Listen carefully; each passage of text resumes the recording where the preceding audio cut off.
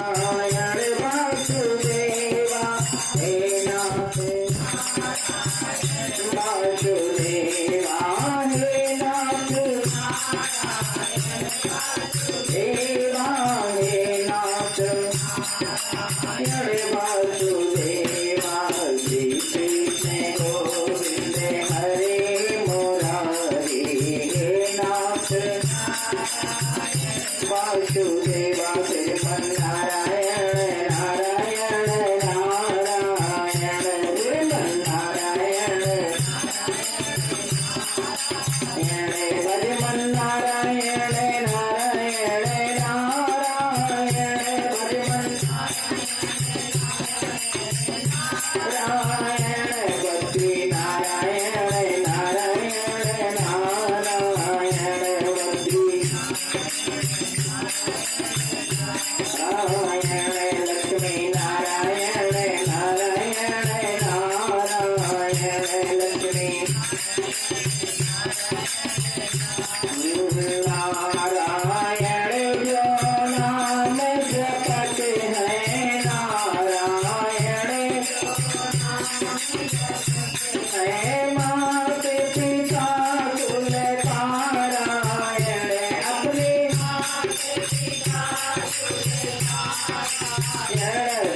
श्रीमन्नारायण नारायण भजमन्नारायण नारायण भक्ति नारायण नारायण लक्ष्मी नारायण नारायण बोल लक्ष्मी नारायण भगवान की बोल विष्णु भगवान की वृंदावन बिहारी लाल की गौ माता की धरती के रक्षक हुओ हनुमान जी लैके गदा चहुर से जाओ उसके पैर पे गिरा दो। जो कोई दुष्ट निकेतन आवे ताहि महाप्रभु मारि भगाओ जो धर ध्यान कथा सुनी है ताके धन धान्य और पुत्र बढ़ाओ विनती हमारे यही हनुमान जी छोड़ के गढ़ी तुम यहाँ चली बयल चढ़े शिव जी मिले गरुड़ चढ़े भगवान सिंह चढ़ी माता मिले तेरे पूर्ण कथा प्रारंभ होते हैं सुनो वीर हनुमान राम लक्ष्मण जानकी सदा करो कल्याण सियापति राम मेरे प्रभु राम बोल गोविंद भगवान की राधा रानी सरकार की है। कार्तिक मास की पावन पवित्र कथा में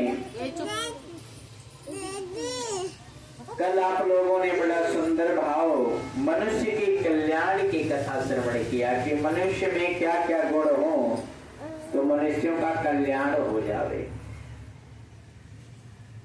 आज की कथा में श्री सुगदेव भगवान ऋषियों से और श्री नारद जी राजा पृथु से कहते हैं, प्रश्न पूछते हैं राजा पृथु जी कि हे प्रभु कार्तिक मास के शुक्ल पक्ष की अष्टमी तिथि को क्या कहा जाता है और ये श्रेष्ठ क्यों होती है। जब इतना सुंदर प्रश्न पूछा तो नारद जी कहने लगे कि हे राजन कार्तिक मास के शुक्ल पक्ष अष्टमी तिथि को गोपा अष्टमी कहा जाता है। क्या कहा जाता है? गोपाष्टमी। गोपा अष्टमी।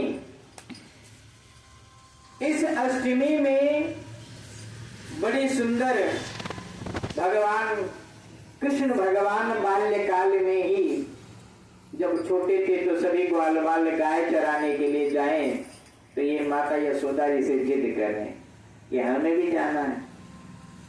अब बड़ी गाय इनको दे दिया जाएगा तो संभलेगी नहीं, ऐसा मैया को लगता है कि नहीं संभलेगी। संभालने के लिए पूरा ब्रह्मांड संभाल लें और संभालते ही हैं, लेकिन कहते हैं ना कि मां यशोदा कभी कृष्ण भगवान को भगवान मानी ही नहीं,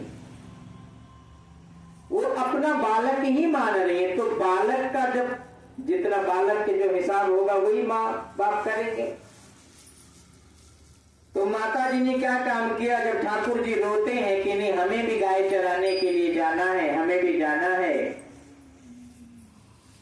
तो पहले भी कोई भी काम किया, देखो भगवान है लेकिन मानव का रूप धारण करके आए हैं। वो भगवान के माता पिता हैं लेकिन मानव के चोला में है, इसलिए अपने लिए जो कार्य कर रहे हैं उसके लिए सब मुहूर्त देख करके कर रहे हैं। अब लोगों को पता तो है नहीं, यहाँ की बात वहां, वहां की बात यहाँ। अरे पंडित जी कोई मुहूर्त देख के पैदा होता है, कोई मुहूर्त देख के मरता है, शनिवार को ये नहीं होता। अरे भैया जो तुम्हारे हाथ में ही नहीं है उसके लिए क्या मुहूर्त देखना। लिखा है कि हानि लाभ जीवन मरण जस अपयस विधि हाथ। तो ये सब विधि के हाथ की बात आप अपने पे मत लाओ। क्यों? क्योंकि ये परमात्मा के हाथ में है, तुम चाहो भी तो ये बदल नहीं सकते। लेकिन देखो मुंडन करना, विवाह करना है ना, गृह प्रवेश करना, नींव पूजन करना, कर्ण छेदन करना, ये सब तो तुम्हारे हाथ में है। समझ गए ना?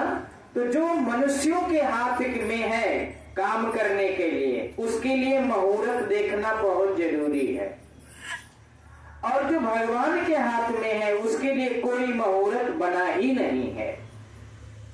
और मूर्ख लोग कहते हैं वहां की भगवान की बात यहाँ, यहाँ की बात वहां कहते, वहां तक किसने क्या किया। ये बहुत गलत बात है। क्यों? लिखा है कि समर्थ को नहीं दोष गोसाई जल पावक सुरसरी की नाई। वो समर्थवान है और हम और आप समर्थवान नहीं है।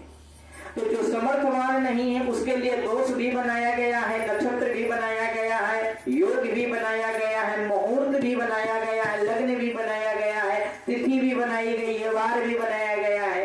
आप अपने काम को टाल सकते हो, लेकिन जो प्राकृतिक ने रच रखा है, जो विधान ने रच रखा है, उसको आप टालने वाले कोई होते ही नहीं हो। बोल गोविंद भगवान की। मैया यशोदा देख रही हैं कि ठाकुर जी इतना जब जिद कर रहे हैं तो गाय कब भेजा जाए इन्हें गाय चराने के लिए, एक मुहूर्त होना चाहिए। तो देख रहे हैं, बोल गोविंद भगवान की, लक्ष्मी नारायण भगवान की। देखते देखते कार्तिक का महीना आया, क्योंकि कार्तिक का मास जो होता है विष्णु भगवान को अति प्रिय माना जाता है। और जब अष्टमी तिथि आई, उजाले पास थी, तो उस दिन ठाकुर जी ने, मैया यशोदा जी ने पहली बार बछड़ा, छोटा छोटा बछड़ा और बछिया समझते हो जिसको, छोटा छोटा बच्चा ठाकुर जी को दे दिया। और उनका आंगन ही इतना बड़ा था, हवेली समझ लो, उसी में दे दिया कि तुम्हें अब जाकर के इतने ही गाय और बछड़े, मतलब बछड़े चराने हैं और चरा करके वापस आने हैं। अब ठाकुर जी को इतना बड़ा डंडा पकड़ा दिया, छोटे से तो हैं, अब वो उसी में मगन है। अब जब पहली बार कार्तिक मास के शुक्ल पक्ष की अष्टमी तिथि को पहली बार कृष्ण भगवान ने गैया चराया था, इसलिए इस तिथि का नाम गोपा अष्टमी रख दिया गया। बोल गोविंद भगवान की। इस तिथि में कहते हैं कि जो मनुष्य राधा रानी का नाम स्मरण करते हैं, कृष्ण भगवान का नाम स्मरण करते हैं, द्वादश अक्षर का नाम स्मरण करते हैं, गंगा आदि नदियों में स्नान करते हैं, प्रातः काल देवालय भगवान उनकी सभी मनोकामना को पूर्ण करते हैं। आज के दिन प्रयत्न करो कि जितना नियम से हो पावे उतना नियम से गाय माता की पूजन करो, परिक्रमा करो, उन्हें कुछ खिलाओ पिलाओ और कम से कम नहीं 5 कदम 7 कदम उनके पीछे जरूर चलो। तो ऐसी परिस्थिति में जब आप 5-7 कदम पीछे चलते हो तो कहते हैं कि जो गौ की कण की रज निकलती है, गौ के खुर से जो कण रज निकलता है, रज में धूल होता है, वो जब माथे पे लगा लो तो दुनिया की सारी सुकून, सारी शांति, सारे पुण्य प्राप्त हो जाते हैं। बोलो गोविंद भगवान की। क्यों? क्योंकि गाय के 4 चरण होते हैं। कितने? 4 चरण। और पूरे भारतवर्ष के 4 ही स्तंभ हैं। कौन कौन से? पहला तो है धर्म, दूसरा है काम, तीसरा है अर्थ और चौथा है मोक्ष। धर्म, अर्थ, काम, मोक्ष 4 ही चरण हैं, 5वां चरण नहीं है। इससे क्या साबित होता है कि धर्म से कमाओ, धर्म पे अटे रहो, अपने धर्म को मत छोड़ो। पहला गाय माता का चरण कहता है कि अपने धर्म को मत छोड़ो। दूसरा आ जाता है अर्थ। अर्थ माने पैसा, लक्ष्मी, धन कमाना। तो अपने धर्म से जुड़ करके पैसा कमाओ। पैसे कमाने में कोई बुराई नहीं है, लेकिन किससे जुड़े रहो? अपने धर्म से जुड़े रहो। और जो पैसा तुम्हारे पास आवे, तीसरा कदम कौन सा आता है? काम। अपनी उस धर्म से कमाए हुए अर्थ से यानी पैसे से अपने जीवन, अपने परिवार, अपने बिजनेस व्यापार का काम करो। समझ गए ना? 3 चरण हो गए। अब जब आप धर्म से कमाए हुए पैसे से अपने परिवार का पालन पोषण और धर्म पे रह करके काम करोगे तो चौथे चरण का नाम है मोक्ष। कि बिना किसी प्रकार के कार्य किए मोक्ष ऐसे ही मिल जाएगा। बोल गोविंद भगवान की। इसलिए गौ माता के 4 चरणों को जरूर पूजना चाहिए। और ये 4 चरण तो गौ माता के हैं, लेकिन ये 4 चरण अपने जीवन में उतारना चाहिए। पैसे कमाने में कोई बुराई नहीं है, लेकिन पैसा को गलत तरीके से कमाने में बुराई है। पैसा खर्च करने में भी कोई बुराई नहीं है, लेकिन पैसे को गलत तरीके से खर्च करने में बुराई है। ये बहुत ध्यान देने वाली बात है। वैसे तो लिखा है कि सुत दारा और लक्ष्मी पापियों के घर हों। ये बहुत ध्यान देने वाली बात है।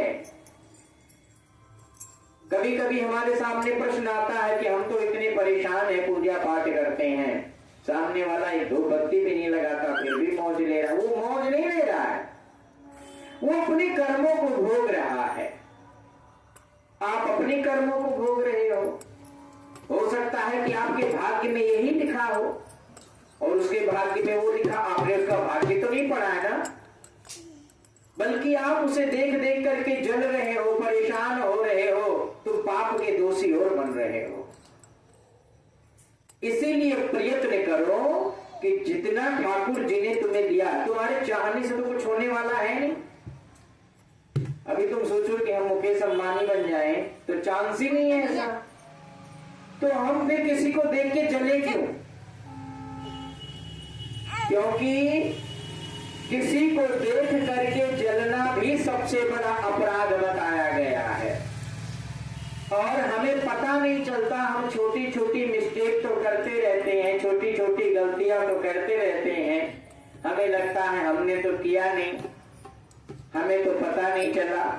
लेकिन यहाँ पे जो चित्रगुप्त बैठे हैं ना, दोनों सब कुछ तुम्हारे एक एक सेकंड का नोट कर रहे हैं और किसी के भाग्य को कोई छीन नहीं सकता है। इस बात को निरंतर ध्यान रखना। इसीलिए कर्म पे विश्वास करो। कर्म को करो, और कर्म को करने का जो तरीका बताया गया है गाय के माध्यम से कि धर्म पर डटे रहो, अर्थ को कमाओ और अपने अर्थ से काम को पूरा करो, और अपने काम को पूरा करके वैकुंठ लोक धाम को जाओ। बोल गोविंद भगवान की। गोपाष्टमी के दिन जो गौ माता की पूजन करते हैं, गौदान करते हैं, गौ सेवा करते हैं, गौ के नाम का संकल्प करते हैं, उनको असंख्य गौओं का फल मिलता है। एक चीज और बताएं, ये तो हो गई गोपाष्टमी की बात। दूसरी बात, ये तो सब कोई जानता है कि आया है सो राजा रंग के फकीर, और कोई सिंहासन पे चढ़ा तो कोई बंधा जंजीर। ये बिल्कुल सही, तुम भी जानते हो, हम भी जानते, हर कोई जानता है कि जो पृथ्वी पे आया है उसको एक न एक दिन जाना है। अब यहाँ के लिए हमने घर बना लिया, गाड़ी खरीद लिया, है ना, बढ़िया तरीके से सारी व्यवस्थाएं कर लिया। अब जिस दिन आंख बंद हुई वो सब तो यहीं रह गया तो कुछ है ही नहीं। तो हमने वहां के लिए क्या व्यवस्था बनाया, क्योंकि वहां जाने के बाद वैतरणी नदी पड़ेगी। कौन सी नदी पड़ेगी? वैतरणी नदी पड़ेगी।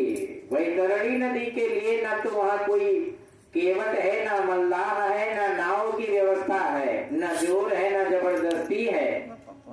तो वहां जब जाओगे तो क्या कहोगे? इसीलिए कहा गया कि कर्म करो पर याद रहे, पथ छूटे ना। कर्म करो पर याद रहे, पथ छूटे ना। इतना देवो हवा गुब्बारा फूटे ना। हो इतना देवो हवा गुब्बारा फूटे ना।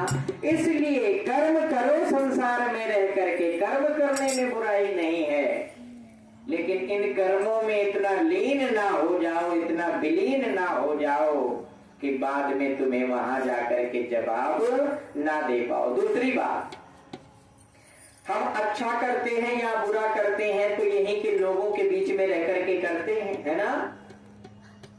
तो फिर वहां जाकर के हमें दंड क्यों मिलता है या सुख क्यों मिलता है? कौन वहां पे जाकर के बताता है ये सारी बातें? तो वो जो बताते हैं वो तुम्हारे कंधे पर सदैव विराजमान होते हैं। उनका नाम है चित्र और गुप्त। बोल विष्णु भगवान की।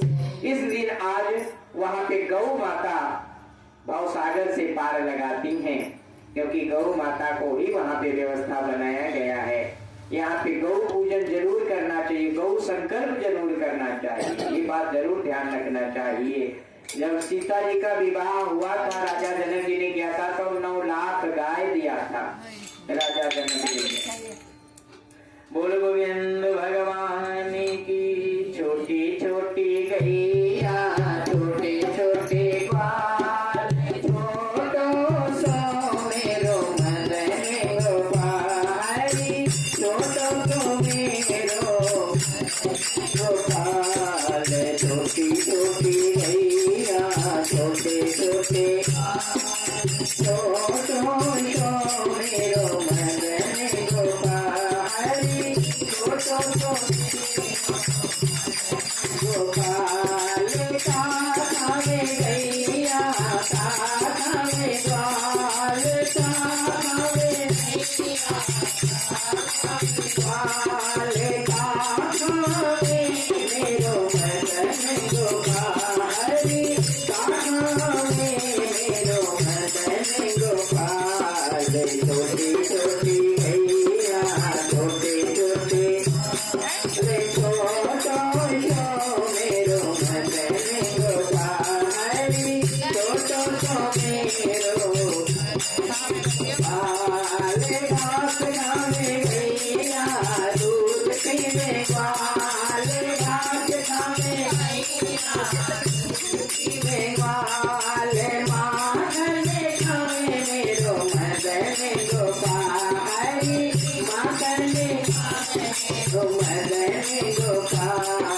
छोटी छोटी गैया, छोटे छोटे